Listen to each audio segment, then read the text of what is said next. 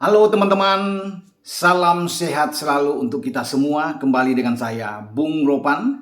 Kita mereview hasil pertandingan di IPL di pekan ke-37 ketika The Magpies Newcastle United bermain di depan publik mereka di Stadion St. James Park, menumbangkan The Gunners Arsenal dengan clean sheet 2-0.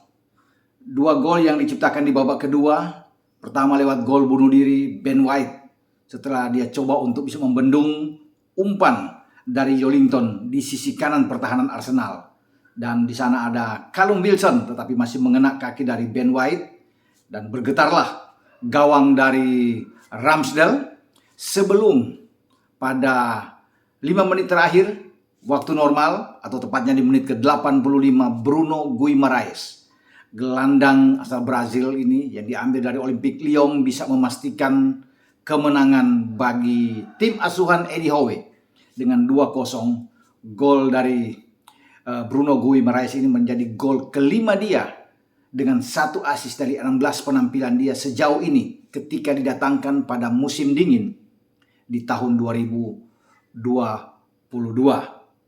Bagi Newcastle, ini adalah kemenangan ke-12 mereka pada musim ini setelah mereka begitu terkena turbulensi di paruh pertama pada tahun yang lalu dan membuat mereka itu menukik tajam, ada di zona merah atau di zona degradasi.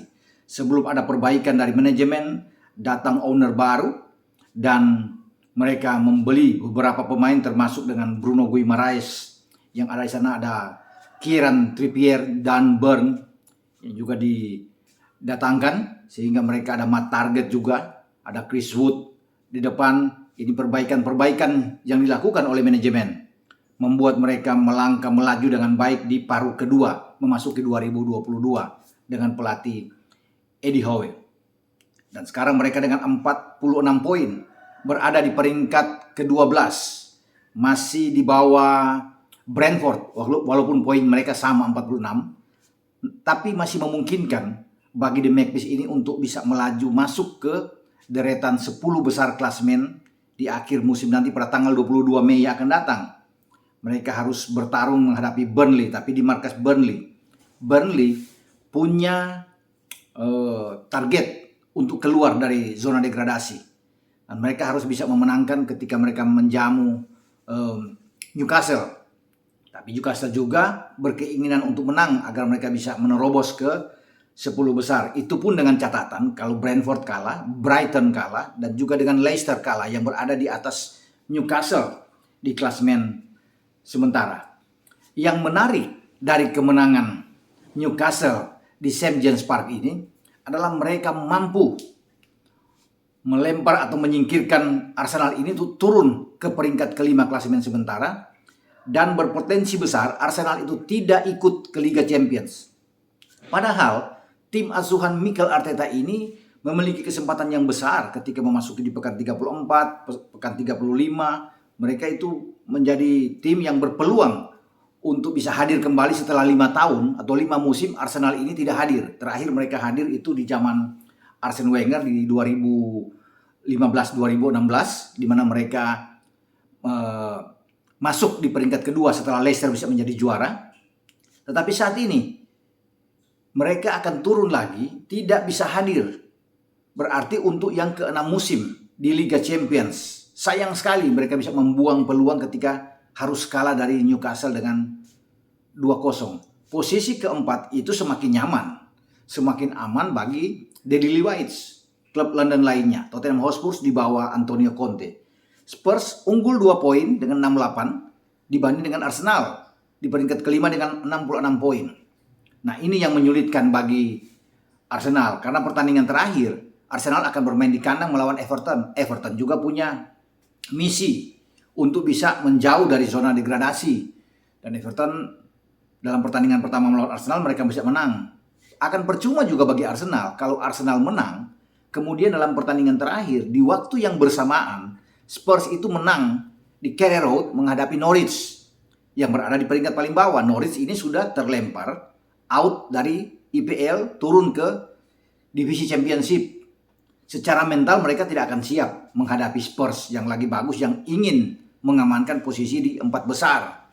Sehingga Spurs punya peluang untuk bisa lolos. Menang bagi Spurs aman buat mereka, sehingga mereka akan melaju ke Liga Champions, menyingkirkan Arsenal. Kalaupun poin sama misalnya, mereka hanya imbang dan Arsenal katakan bisa menang, akan sulit dalam hitung-hitungan goal difference-nya karena terlalu tinggi, terlalu jauh goal plus dari Spurs yang mencapai itu 24 gol.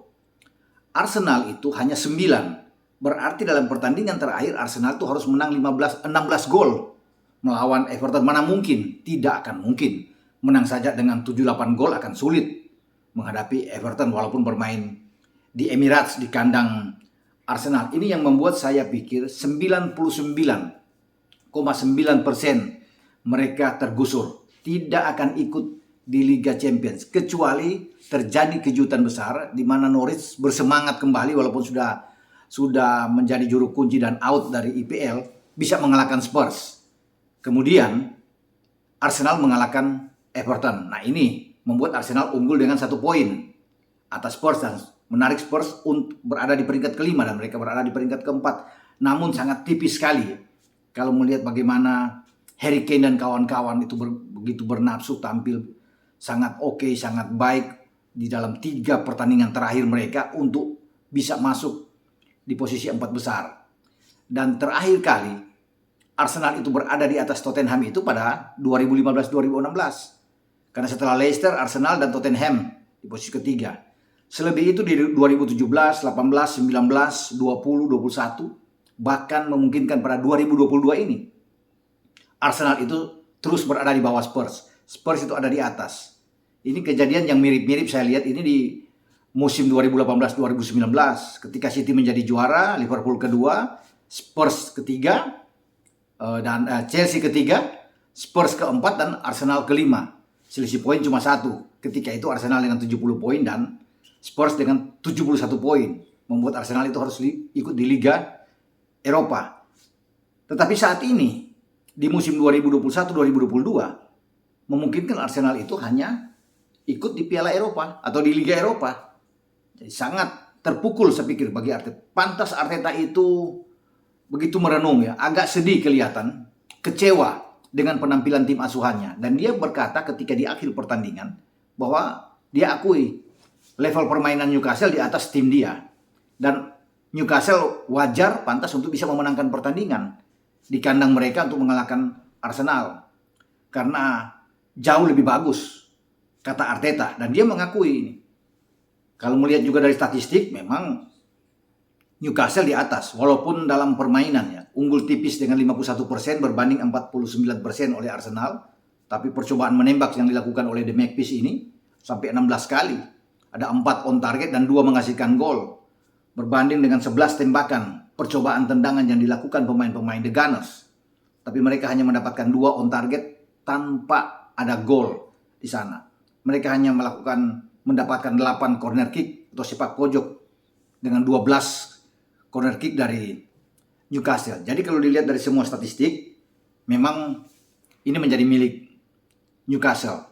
Dan bagi Arsenal mereka harus menunggu lagi untuk bisa masuk ke Liga Champions. Harus tunggu sampai musim depan. Itu pun karena ini semakin sulit. Kesempatan mereka sebenarnya ada di musim ini. Ketika sampai di pekan ke-33, 34, 35 mereka itu sangat menjanjikan sekali. Ketika ada di posisi ke-4 untuk bisa masuk ke Champions. Dan sekarang mereka membuang kesempatan itu. Dan Newcastle menghukum mereka di St. James Park.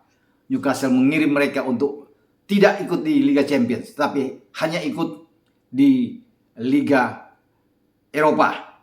Jadi memang sekali lagi ini menjadi tamparan besar bagi Arteta karena lagi-lagi untuk yang ke-6 kali mereka tidak mampu untuk hadir di kancah kasta tertinggi Liga Champions. Dan ini masih baik kalau mereka bisa finish di peringkat kelima, itu masih bagus. Karena dalam 2 musim terakhir Arsenal itu ada di peringkat ke-8. Tidak bisa ikut Liga Champions dan tidak bisa ikut di Liga Eropa. Ini masih jauh lebih bagus buat mereka ada di peringkat kelima. Dan Arteta kemarin kalau bisa melihat atau dini hari itu bisa melihat bagaimana mereka bisa menampilkan 11 pemain mereka starting 11 cukup bagus. Selain Ramsdale, mereka masih punya Nuno Tavares, ada Tomiyasu, kemudian ada Ben White di sana dan Gabriel, Elneny dan Granit Xhaka. Di depan ada Odegaard, ada Bukayo Saka dan Smith Rowe, Eddie Nketiah. Saya pikir ini anak-anak muda yang berpotensi besar untuk bisa mendapatkan 3 poin. Namun mereka tidak berkutik, sulit untuk bisa menghadapi starting 11-nya yang ditampilkan oleh Eddie Howe. Dengan Dubravka di bawah Mistar, Matt Target di kiri, ada Emil Kraft di kanan, dan Burn bersama dengan Fabian Sarr. Sebelum Fabian Sarr ini keluar karena bermasalah dengan mungkin ada benturan geger otak dengan Eddie Nketiah di sana, sehingga dia harus ditarik keluar di awal babak kedua, digantikan oleh Jamal Lascelles. Dan Eddie Howe menampilkan dengan formasi 4-3-3-nya. Mereka memang lebih menyerang dengan mengaktifkan Kraft maupun Target untuk selalu bisa membantu serangan dari fullback. Lini tengah mereka begitu kuat, tidak bisa diimbangi oleh lini tengah dari Arsenal. Bruno Guimaraes, Sean Longstaff, Joelinton bermain sangat bagus sekali. Mereka mendominasi di sini, mengalahkan Granit Xhaka di sana dengan Elneny, walaupun dibantu oleh Odegaard di sana, tapi tidak kuat mereka untuk bisa bertarung dengan Guimaraes, Joelinton dan Longstaff. Di depan Almiron, Callum Wilson, Maximin bermain sangat baik. Walaupun juga sempat dibumbui dengan rontoknya satu gigi bagian depan dari Callum Wilson ya, dalam benturan di babak pertama. Tapi ini tidak mengurangi untuk semangat dari Callum Wilson untuk bermain bersama dengan Newcastle. Dan dari ancaman dialah terjadi gol bunuh diri dari Ben White dan mendapatkan gol pertama bagi Newcastle. Dan Newcastle tampil oke memang. Sepanjang 2022 mereka bermain sangat bagus. Hanya Liverpool yang bisa mengalahkan mereka di kandang dengan 1-0 lewat gol Naby Keita saat itu. Jadi ini tim yang menjanjikan. Musim depan mereka pasti akan diperhitungkan. Kalau manajemen yang punya duit banyak, mereka bisa mendatangkan 5-6 pemain hebat. Ini berbahaya bagi Newcastle dalam persaingan untuk masuk ke zona Champions. Kalau juara saya pikir mungkin belum buat mereka, tetapi untuk bertarung di zona Champions, ini terbuka harapan buat mereka kalau melihat cara mereka bermain di paruh kedua di 2022 ini. Semoga Newcastle ini akan memberikan warna tersendiri di dalam persaingan IPL pada musim depan, sehingga kita tidak hanya akan melihat di sana ada Manchester City, Liverpool, Chelsea, termasuk dengan Spurs, tapi sekarang ada ancaman baru dari The Magpies Newcastle. Sampai di sini review saya tentang duel antara Newcastle dan Arsenal, dan membuat sekarang Arsenal itu hampir pasti tidak ikut di Liga Champions. Hanya sebuah keajaiban saja yang bisa membawa mereka bisa lolos untuk bisa menyingkirkan Spurs yang sekarang sudah ada di peringkat keempat. Nanti sore atau besok kita akan mengumumkan nama-nama yang akan mendapatkan giveaway setelah memberikan komentar-komentar dan jawaban dalam pertandingan antara Liverpool dan Chelsea yang dimenangkan oleh Liverpool di final Piala FA. Kemudian komentar-komentar tentang Jurgen Klopp kita akan lihat nantinya. Sampai di sini. Ciao.